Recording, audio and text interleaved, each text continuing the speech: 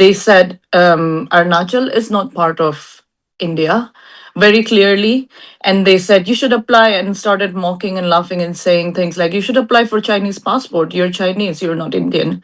Some mockery around there. Then basically, they took me to the transfer desk of China Eastern, which is next to an immigration desk. And they would just keep basically sending me from one desk to the other. So if I ask the Chinese airline, they tell me to go to the immigration tells me to go to them. And they basically didn't give me a straight answer. I said, where is the law? What rights have you got to hold me back here? So ultimately, it took about 18 hours for me to get out of Shanghai. Yes, so basically, I am an Indian citizen residing in UK for about 14 years. Um, and I was traveling on my holiday from London Gatwick to Japan via a transit in Shanghai. And basically, went past the e-gates, happily queuing up for the security gates to transfer onto my next flight onto Osaka in Japan. And one of the officials from the Chinese immigration came over and singled me out of the queue. Basically said, look, India, took my name and something and took me out. So I asked her what is happening, and she basically didn't say much and just basically asked me to follow her. Took me close to the e-gates where there is the immigration. The manual counters for the immigration, and then she went on to say, Arunachal, not India, China, your visa not acceptable, your basically passport is invalid.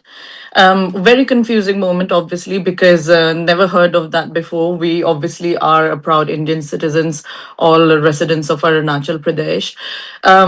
And basically, she wouldn't give me an explanation. She wouldn't let me go back into the queue. Said you cannot board the plane. Then other officials came. So actually, I probably interacted with around 10 other immigration officers. So another lady came, took me to another part of the airport. And in fact, when I tried to question them and ask them what was the issue, they said Arunachal is not part of India very clearly. And they said, you should apply, and started mocking and laughing and saying things like, you should apply for Chinese passport. You're Chinese, you're not Indian. Some mockery around there. Then basically, they took me to the transfer desk of China Eastern, which is next to an immigration desk.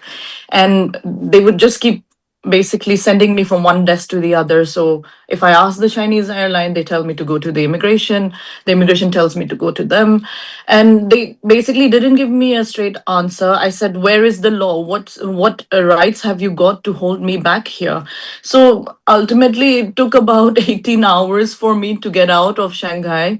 What is shocking to me is I have, in fact, transited through Shanghai in the past, a year ago, with no issues at all. In fact, the first time that I ever transited through China, I spoke to the Chinese embassy in London, and they said, with a short layover of about 3 to 6 hours, you don't need a visa. So obviously, I work actually in the regulatory space in London as well. So I know that how important rules are, and I'm well aware of the regulations.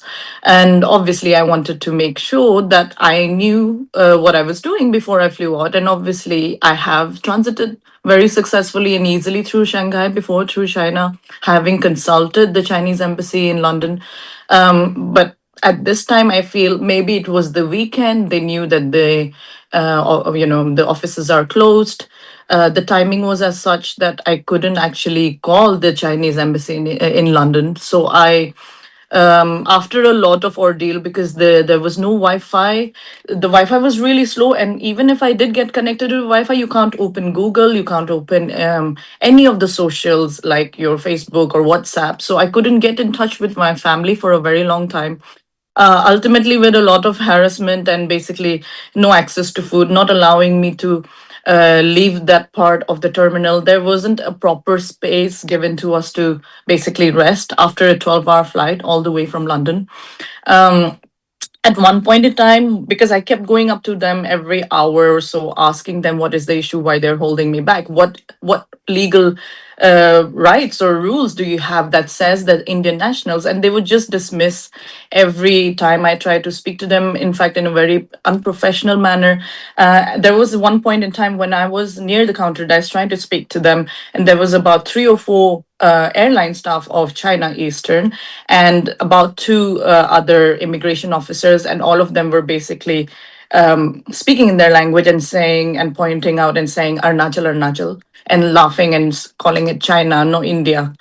So that kind of very humiliating, questionable behavior from the immigration staff as well as the airline staff. Yeah, so it was quite an ordeal until finally I got hold of a friend, basically by calling using their landline. I basically said to them, look, I have legal rights. I need to call a lawyer or something. You have to give me ways to communicate with somebody. Nobody knows I'm stuck here. So I called up a friend in London. They helped me to basically get the details, because even if I had a little bit of internet, it doesn't open Google, so I couldn't find the immigration details. So I called up the Shanghai and Beijing Indian embassies, and within an hour, very very helpful, in fact, and very glad that the Indian officials came to the airport, and then basically they got me some food and basically spoke through the issues with them and helped me get out of the country. So a very long ordeal, 18 hours, but glad that I'm out of there. Yeah, but obviously Uh, I've missed my flights, my all the plan that I had. It took a lot of time to even get the visa for Japan. I had all the right documents, everything. I don't understand, and I can even check on the rules. It says that you don't need a transit visa if your stay is less than a couple of hours. I was only there for 3 hours, but their argument was I don't have a valid document. I mean, I have traveled to 58 countries. I have used my Indian passport everywhere. It's a valid document, but apparently not in China.